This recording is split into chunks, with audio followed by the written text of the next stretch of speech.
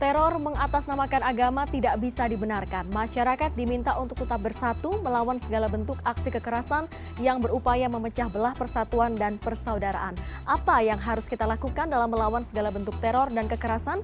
Kami sudah bergabung bersama Romo Beni Susetio, rohaniawan yang juga merupakan staf khusus Ketua Dewan Pengarah Badan Pembinaan Ideologi Pancasila atau BPIP. Halo, selamat malam Romo. Selamat malam. Romo, teror bom pada Minggu Palma yang diduga dilakukan dua simpatisan Jamaah Ansarut Daulah ini, apalagi mereka adalah pasang suami istri, ini mengagetkan kita semua. Seperti apa Romo melihat kejadian ini dalam konteks kerukunan umat beragama di tanah air? Ya, kejadian ini kan menyayat suara hati manusia karena ini kan tindakan yang tidak beradab. Dan ini kan persis seperti yang terjadi di Surabaya juga. Bahwa kita melihat bahwa terorisme itu masih eksis di Indonesia, maka paham-paham terorisme itu yang harusnya bagaimana masyarakat sama-sama bersatu padu untuk memberantas terorisme ini. Karena ini musuh semua agama. Karena terorisme itu penghancur keadaban kemanusiaan, tetapi terorisme juga menghancurkan nilai ketuhanan ini. Jadi orang yang melakukan terorisme itu kan sebenarnya orang yang tidak mengakui adanya Tuhan. Kalau dia mengakui adanya Tuhan, dia tidak akanlah melakukan tindakan yang biadab itu. Karena siapa yang menyintai Tuhan kan menyintai manusia. Tapi siapa yang menghancurkan keadaban manusia berarti dia menghancurkan wajah Tuhan. Dan inilah nyata-nyata bagaimana terorisme telah memanipulasi ajaran agama untuk kepentingan sesaat, yaitu mereka selalu dijadikan korban dari orang-orang tidak punya hati nurani. Selain berbicara soal kepatuhan kita terhadap aturan agama dan soal Tuhan tadi, Romo ini apakah Romo melihat bahwa ada keagrapan atau keakraban antar warga yang memudar sehingga kekerasan berupa teror ini dilakukan, atau ini Romo lihat hanya sebuah kejadian tindak pidana saja? Ya, kita melihat bahwa jaringan terorisme itu kan rapi ya, dan kerap kali jaringan terorisme itu bersembunyi dalam kedok dan memang sulit untuk diidentifikasikan, sehingga memang kadang-kadang kita terkecoh karena mereka menyamar, kadang-kadang mereka berhubungan baik dengan masyarakat, sehingga kadang-kadang kita tidak memahami bahwa dia pelaku teror. Tetapi yang paling berbahaya terorisme sekarang ini kan bermotif sekarang ini beranak pinak, dalam pengertian mereka juga bisa menggunakan media sosial untuk apa? Untuk mengajarkan ideologi kematian ini. Nah, ini yang harus diantisipasi ke depan adalah bagaimana setiap warga negara itu memiliki kewajiban untuk secara tegas dan berani melawan unsur kematian, yaitu terorisme itu. Maka pengguna media sosial itu harus sekarang aktif. Ketika media sosial itu menyiarkan intoleransi, menebarkan kebencian, terus menganjurkan terorisme dalam media sosial, kita harus segera aktif untuk memberitakan kepada pihak berwajib.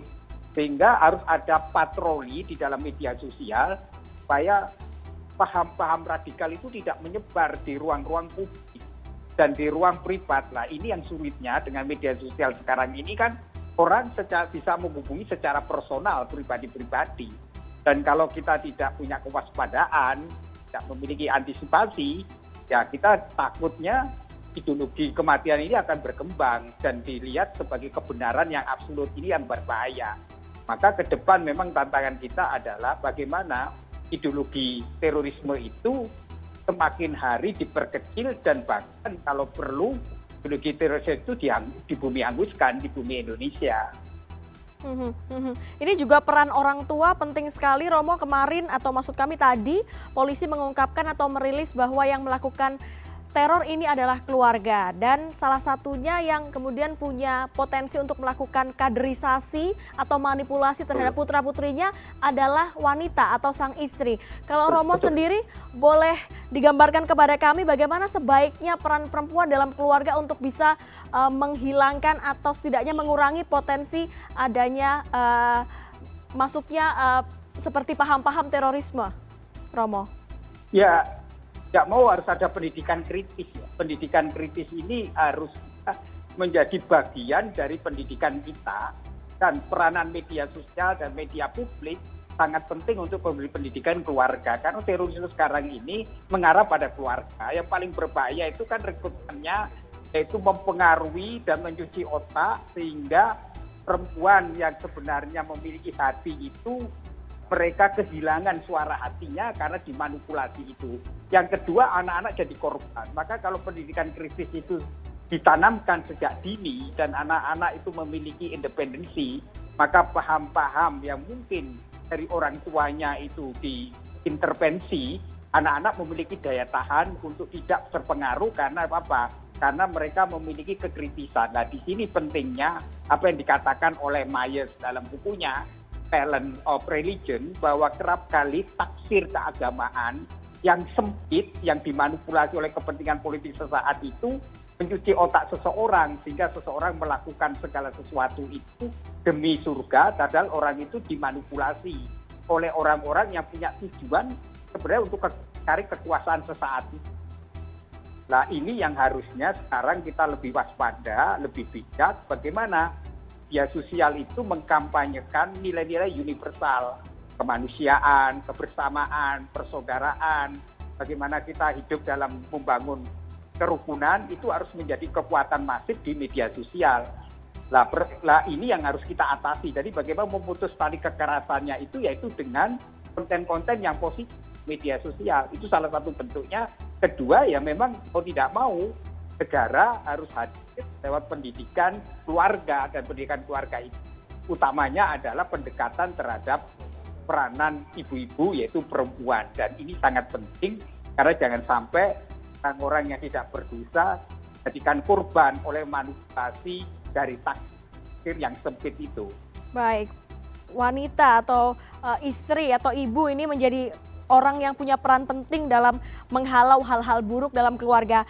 Romo, kita bicara soal lain, ini kan kejadian teror ini kemarin terjadi di Minggu Palma dan minggu ini akan ada perayaan Paskah.